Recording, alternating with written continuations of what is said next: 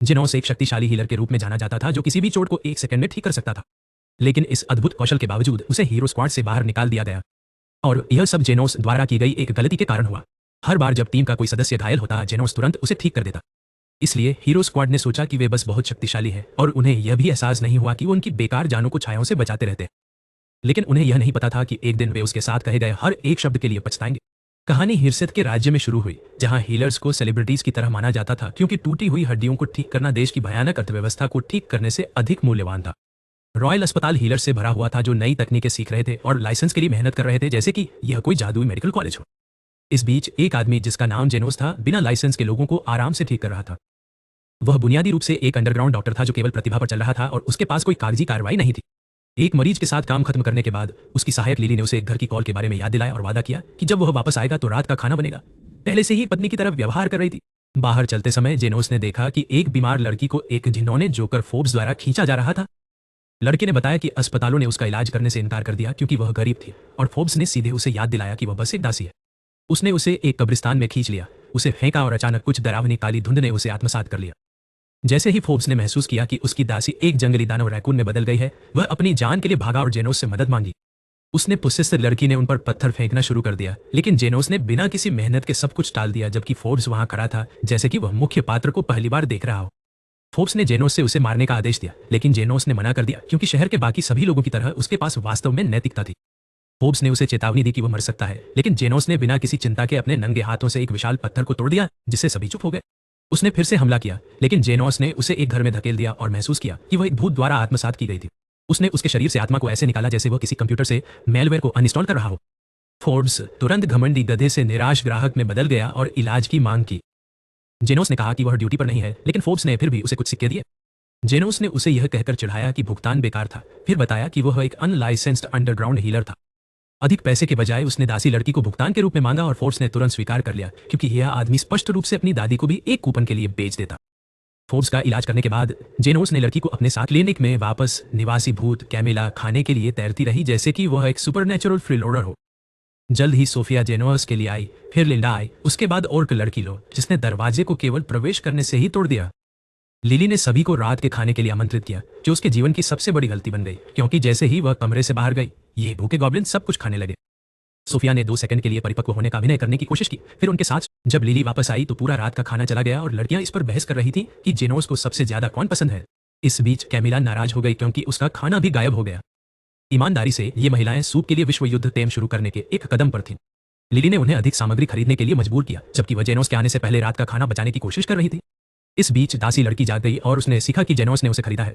जब उसने उसे उसके हालात की जांच करने के लिए कपड़े उतारने के लिए कहा तो उसने शायद सोचा कि एनी में अवैध होने वाला है, लेकिन जेनोस ने तुरंत उसके पेट के दर्द का स्रोत खोज लिया और उसे ठीक कर दिया। लड़के ने अपना नाम तील बताया और उसका धन्यवाद किया, लेकिन जेनोस ने समझाया कि उसे चुकाने के लिए काम करना होगा। उसने कुछ भी करने के लिए सहमति दी और इस आदमी ने उसे हर दूसरे बेकार इंसान की तरह शोषण करने के बजाय जड़ी बूटियां इकट्ठा करने के लिए भेजा। जब वह वापस आई जेनोस ने उसका दासी अनुबंध फाड़ दिया क्योंकि उसने माना कि ऋण चुका दिया गया। टील चौंकी क्योंकि उसने वास्तव में कुछ पौधे उठाए थे जबकि इस आदमी ने उसके रोग को मुफ्त में ठीक किया। जेनोस ने उसे बताया कि अगर वह घायल हो गई तो वह कभी भी वापस आ सकती है। हालांकि उसने उसे याद दिलाया कि उसकी चिकित्सा मुफ्त नहीं थी क्योंकि भाई को अभी भी किराए के पैसे की जरूरत थी। जब जेनोस अंततः घर लौटा तो लिली घबरा गई क्योंकि रात का खाना अभी भी तैयार नहीं था, लेकिन लड़कियां सामग्री के साथ वापस आई। कैमिला ने तुरंत उसे एक और लड़की की उपस्थिति का एहसास किया जैसे कि वह एक पैरानॉर्मल ब्लडहाउंड हो, जबकि जेनोस ने ध्यान न देने का नाटक किया। फिर कहानी ने पीछे की ओर फ्लैश किया ताकि यह पता चल सके कि जेनोस पहले स्थान पर झुग्गियों में क्यों रहता था। वह पहले एस्टन के नेतृत्व वाले एक साहसी दल का हिस्सा था, एक आदमी जिसके पास इमोशनल इंटेलिजेंस एक ईंट के बराबर। एस्टन ने जेनोस को एक सोने का सिक्का दिया और उसे पार्टी से बाहर निकाल दिया, यह दावा करते हुए कि उसने कुछ भी योगदान नहीं दिया। पूरी टीम ने उस पर हंसते हुए कहा कि वे केवल इसलिए जीवित रहे क्योंकि जेनोस ने चुपचाप उनके बेकार गधे को पूरे समय ठीक किया। एस्टन ने उसे यह भी चेतावनी दी कि वह किसी को न बताए कि वह उनकी पार्टी का हिस्सा था क्योंकि जाहिर तौर पर असफलता संक्रामक थी। लगभग उसी समय लिली पर अपहरणकर्ताओं ने हमला किया। उसने कड़ी मेहनत की, काटते और लात मारते हुए जैसे कि वह एक पागल गिलहरी हो, लेकिन अंततः उसे चाकू मारा गया। फिर जेनोस प्रकट हुआ। उसने उसी सोने के सिक्के का उपयोग करके उसकी स्वतंत्रता खरीदी जो एस्टन ने उसे दिया था और तुरंत उसकी चोटों को ठीक कर दिया। लिली ने सोचा कि वह कोई प्रसिद्ध हीलर है केवल यह जाने के लिए कि उसके पास तो लाइसेंस भी नहीं था। क्योंकि उसके पास जाने के लिए कोई जगह नहीं थी, जेनोस ने उसे कपड़े और खाना खरीदा जबकि वह खुद को भूखा रख रहा था क्योंकि वह बुरी तरह से गरीब था। रेस्टोरेंट में एक घायल आदमी जिसका नाम जहन था आया और जेनोस ने उसे भी ठीक किया। जहन ने उसे इलाज के लिए भुगतान किया जिससे जेनोस को अपने खुद के क्लिनिक खोलने का शानदार विचार मिला। लिली ने मदद करने पर जोर दिया, हालांकि यह अवैध था, और जब उसने महसूस किया कि वह उसे छोड़ने से पूरी तरह से इनकार कर रही है तो जेनोस ने उसे रहने दिया। दोनों ने अंततः झुग्गियों में एक खाली घर पाया जिसे वे अपने क्लिनिक के रूप में उपयोग कर सकते थे। लिली डर गई क्योंकि अफवाहें थीं कि भूत उस जगह को भूतिया करते हैं और एक स्पर्श से लोगों को मार देते हैं। ईमानदारी से एनीमे में खाली घरों में या तो भूत होते हैं या आघात, आमतौर पर दोनों। खाली घर की जांच करने के बाद जेनोस ने तय किया कि यह उसके अवैध क्लिनिक को खोलने के लिए एकदम सही जगह है। बेशक जैसे ही उसने कहा, एक भूत जिसका नाम कैमिला था कहीं से प्रकट हुआ और लिली की आत्मा को डराया। कैमिला ने तुरंत उन पर चार्ज किया, लेकिन जेनोस ने उसे आराम से धकेल दिया और बताया कि उसने पहले ही सैकड़ों भूतों का सफाया कर दिया था। भाई ने इसे इतनी सहजता से कहा जैसे वह किराने की खरीदारी के बारे में बात। उसने उससे लड़ने के बजाय अपने घर को परेशान करने के लिए विनम्रता से माफी मांगी और पूछा कि क्या वह अपने क्लिनिक के लिए पहली मंजिल उधार ले सकता है। कैमिला ने फिर से हमला करने की कोशिश की, भूत के मिनियंस को बुलाया और फिर भी तुरंत हार गए। उस बिंदु पर उसने महसूस किया कि यह यादृच्छिक अनलाइसेंस्ड हीलर अलग है, इसलिए उसने उसे पहली मंजिल दे दी। लिली और जेनोस ने जगह को साफ किया और लिली ने क्लिनिक का विज्ञापन देने का सुझाव दिया। लेकिन जेनोस जानता था कि रॉयल मेडिकल इंस्टीट्यूट उसे बिना लाइसेंस के ढूंढने के लिए IRS से तेजी से शिकार करेगा। उसके तुरंत बाद एक आदमी जिसका नाम जोन था अपनी घायल बहन सोफिया के साथ आया। जेनोस ने तुरंत पता लगाया कि उसे एक जहरीले जादुई बुलेट से गोली मारी गई थी, क्योंकि जाहिर तौर पर सामान्य अस्पताल गैंगस्टर DLC सामग्री का इलाज नहीं करते थे। उसने समझाया कि जहर फैल जाएगा जब तक कि वो उसका हाथ नहीं काटता, फिर आराम से 1 मिलियन सिक्के की मांग की। सोफिया ने अपनी झुग्गी के नेताओं में से एक के रूप में अपनी प्रतिष्ठा को दिखाया और पूछा कि उसे इतनी अधिक राशि क्यों चुकानी चाहिए। जेनोस ने समझाया कि वह उसके हाथ को भी फिर से पैदा करेगा, जिससे वो चौंकी, क्योंकि सामान्य हीलर्स एक कागज के कट को ठीक करने में भी रोते हैं। उसने यह भी स्वीकार किया कि वह अतीत में लोगों द्वारा ठगे जाने के बाद मुफ्त में काम करना बंद कर चुका था। सर्जरी के दौरान उसने सोफिया का हाथ बिना किसी हिचकिचाहट के काट दिया, फिर उसे फिर से उगाया जैसे वह खोई हुई DLC को फिर से स्थापित कर रहा हो। जोन लगभग खुद को गीला कर दिया जब उसने देखा कि कैमिला छत के माध्यम से झांक रही है जैसे कि वह एक श्रापित अटारी चूहा हो, लेकिन जेनोस ने शांति से समझाया कि वह हानि रहित है। बिल्कुल दोस्त, छतों के माध्यम से तैरता हुआ हानि रहित भूत पूरी तरह से सामान्य। इसके बाद लिली ने सभी के लिए चाय बनाई, जिसमें कैमिला के लिए एक कप भी शामिल था, यह साबित करते हुए कि यह क्लिनिक आधिकारिक रूप से एक पैरानॉर्मल एयरबीएनबी बन गया है। जल्द ही व्यापार बढ़ गया क्योंकि घायल छिपकली लोग हर दिन आते रहे। लिली ने सोचा कि झुग्गियों में हर कोई ऐसा क्यों दिखता है जैसे वे मॉर्टल कॉम्बैट टूर्नामेंट से बचे हैं, और जेनोस ने समझाया कि 3 प्रमुख गैंग लगातार एक दूसरे को पीट रहे हैं। फिर लिंडा क्लिनिक में घुस गई और खुद को वेयरवुल्फ गैंग की नेता के रूप में पेश किया। उसने समझाया कि चाहे वह सोफिया के लोगों को कितनी भी बुरी तरह से पीटे, वे लगातार ठीक हो जाते हैं, और उसने पता लगाया कि जेनोस इसका कारण था।